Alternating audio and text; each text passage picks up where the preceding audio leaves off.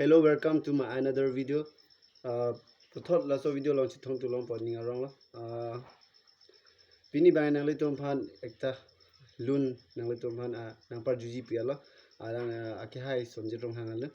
Oni sengke hang bang po lo. Ekti desi ta Charlie pona. La penili channel la ki milang posi subscribe kilang pote subscribe tha. Laso video bang kitcheng pen non kitcheng pen mo jut ko anang lang non mang ga lun le pang cheng pona.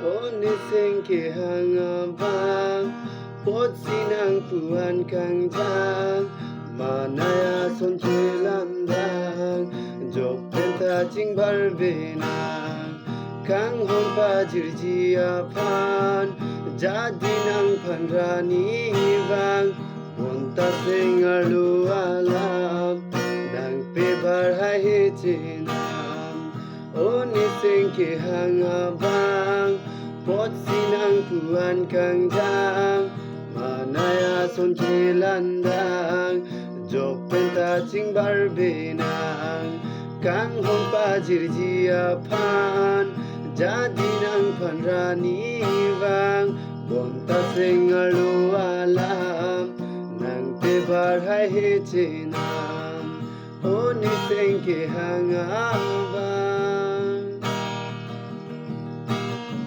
cetong lo teninang pan mumang nang panang ketang bonta jong teninang tang nenang tang dor de chenam oni sengke hangabang pot sinang puan kang jang manaya sonche landang jok penta jing barbenang kang hon pajir jiapan jadi nang panrani bang bonta sengalu alam nang tebar hai chenam oni sengke hangabang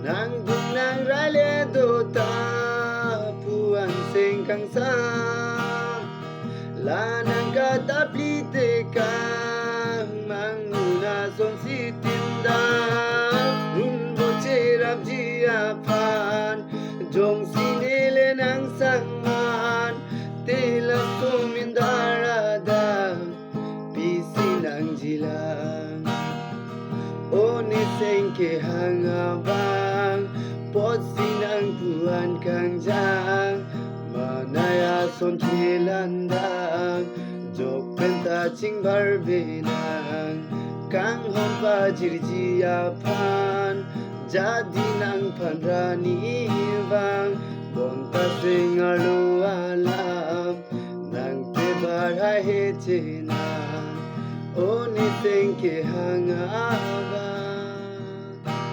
Thank you. Chorolo kitchen pen jut ko kan lang dun por jong se video bang lang mission putin ang share pitha mon next video long le kutha chitong thuna de bye bye.